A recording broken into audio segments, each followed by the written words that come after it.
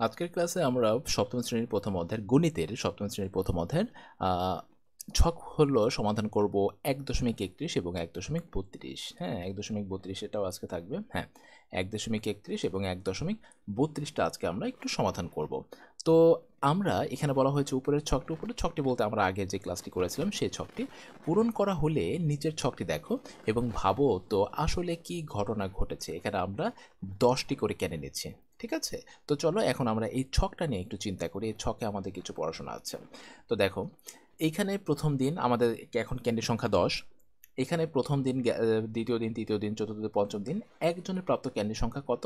প্রথম দিন আমরা একটা করে দিয়েছে, তার মানে আমাদের যে সূচক যেই স্কেলে বাড়বে সেই স্কেলের পাওয়ারে হচ্ছে 0। হ্যাঁ, এই যে 10। ওকে, আচ্ছা, আমরা করেছিলাম মেবি 7, তার আগে আবার করেছিলাম 3, তারপরে 5 করেছিলাম, 2 করেছিলাম। তো এখন একজনের প্রাপ্ত ক্যান্ডির সংখ্যা 10.0, যার ফলে ক্যান্ডি পেয়েছেন সে কয়টা? একটা। তো দেখো, এখন এইখানে বলা হয়েছে দলের সকলের প্রাপ্ত ক্যান্ডি সংখ্যা। হ্যাঁ, এখানে বইতে 5 জন, আমরা 4 জন করেছিলাম, কোনো সমস্যা নেই। তো দেখো, সকলের তুমি 1 জন, 2 জন, 3 জন, 4 জন, 5 জন, তো এই 5 জনে এক একটা করে পেয়েছো। দেখো এই যে ক্যান্ডি সংখ্যাটা হচ্ছে, তাহলে 1 ইজ ইকুয়াল এত, সূচকী আকার আর কি। ওকে, এখন দ্বিতীয়টা থেকে তুমি ভালো মতো বুঝতে পারবে। তো দেখো, দ্বিতীয় দিন কি হইল?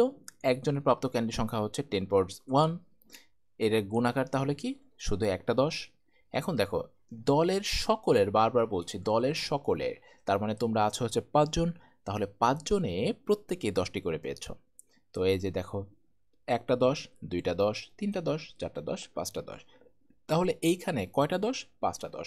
তখন তুমি বলতেছো 10 পাওয়ার 5, অথবা 10 পাওয়ার 5, হ্যাঁ, বা 10 এর ঘাত 5, এই কথাটা বলতেছো। এখন তৃতীয় দিন দেখো, তৃতীয় দিন কি হইল? তৃতীয় দিন তোমার ওই আগের দিনের দ্বিতীয় দিনের সাথে আরও 10 গুণ হয়েছে। এই যে দেখো, তুমি এখানে আগের দিন কত পেয়েছিলা? পেয়েছিলা হচ্ছে 10টা, দ্বিতীয় দিন আরও 10টা গুণ হয়ে গেছে। ওকে, আচ্ছা, তো দেখো এদের দুইজনের গুণফলটা কত? তাহলে 10 পাওয়ার 2। আচ্ছা, এখন এইখানে কথাটা আমি আবারও বলছি, দলের সকলের, তোমরা দলে আছো 5 জন, এইটা হলো একজনের, এটা হচ্ছে আরেকজনের, এটা হলো আরেকজনের, 3 জনের, 4 জনের, 5 জনের। ঠিক আছে, তো 5 জনের প্রত্যেকে তুমি 10 পাওয়ার 2 করে ক্যান্ডি পেয়েছো। 5 জনের প্রত্যেকে, এটা কিন্তু আমি আবারও বলছি, 5 জনের প্রত্যেকে ইন্ডিভিজুয়ালি, 5 জনের প্রত্যেকেই কিন্তু এই সংখ্যক ক্যান্ডি পেয়েছে। তো দেখো, এখন এটা করার পর কি হইল? এখানে আমরা দেখতে পাচ্ছি হচ্ছে 10 পাওয়ার 10। এইখানে তোমরা একটু মনে হয় ভ্যাবাচাকা খেয়ে ফেলতে পারো, 10 পাওয়ার 10 কেন হয়? এটা মূলত ছিল হলো এই যে এরকম 10 টু পাওয়ার 5। ঠিক আছে, এইটা ইজ ইকুয়ালটা হচ্ছে 10 টু পাওয়ার 5। আমি এখানে পরিষ্কার করে লিখি, এই যে 10 টু পাওয়ার 5। তাই এই 10 টু পাওয়ার 5 ইজ ইকুয়াল 10 পাওয়ার 10 লেখা যায়।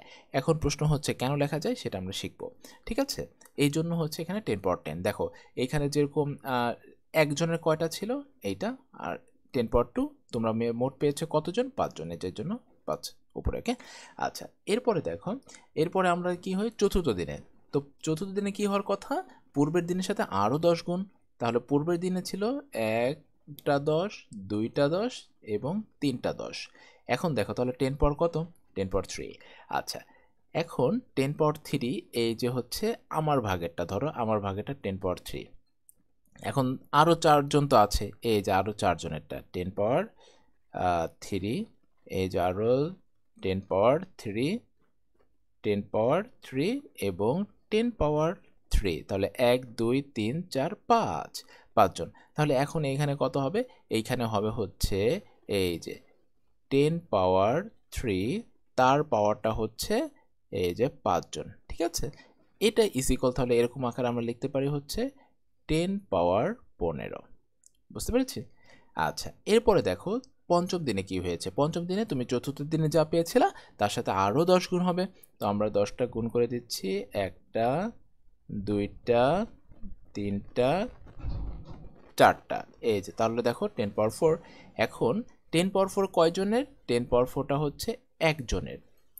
তোমরা আছো হচ্ছে 5 জন, তাহলে এই যে আমরা আরও 4টাকে গুণ করে দিই, 10 পাওয়ার 4, 10 পাওয়ার 4 এবং 10 পাওয়ার 4। ঠিক আছে, 1 2 3 4, 10^4, তাহলে এটা মোট 5টা হয়ে গেল। এখন এইটা কি হবে, এইটা হবে হচ্ছে 10^4, তার পাওয়ারটা হচ্ছে 5। এই যে যে সূচক, এই সূচকও 5 জন গুণ আকারে, এই জন্য হচ্ছে এটা। ওকে, আচ্ছা, তো এটা ইজিলি কি লেখা যায়, এটা ইজিকল লেখা যায় 4×5 = 20। এটা গুণ কেন হয় সেটা আমরা পরে শিখে ফেলবো। তাহলে 10 পাওয়ারটা হচ্ছে 20। বুঝতে পেরেছি? এটা হচ্ছে তোমার হলো 1.31-এর সমাধান। এরপরে দেখো এখানে কি বলা হয়েছে। উপরের ছকটি পূরণ করা হলে একটি বিষয় ভাবো তো।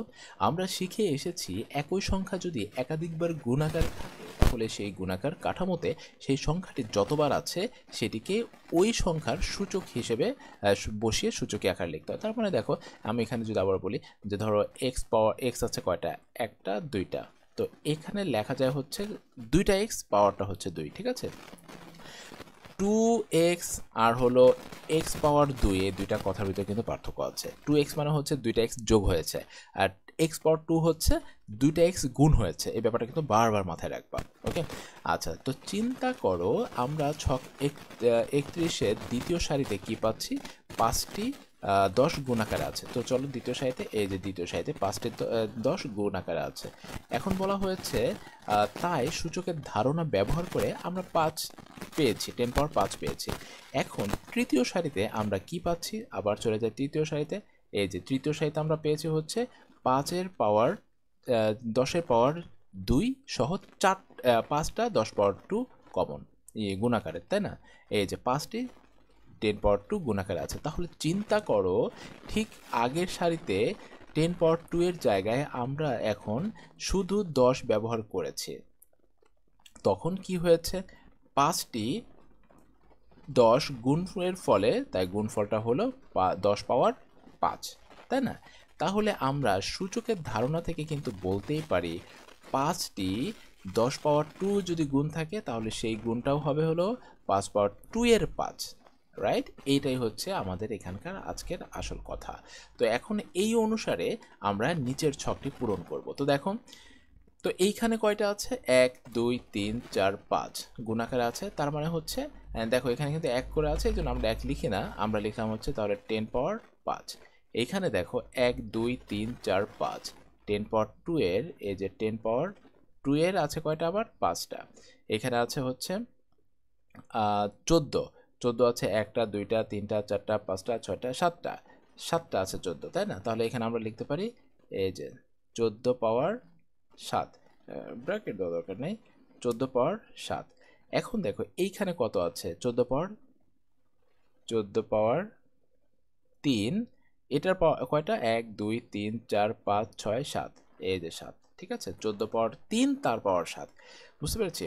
এই হচ্ছে আমাদের 1.31 এবং 1.32-এর সহজ সমাধান। তো দেখা হচ্ছে পরবর্তী ক্লাসে।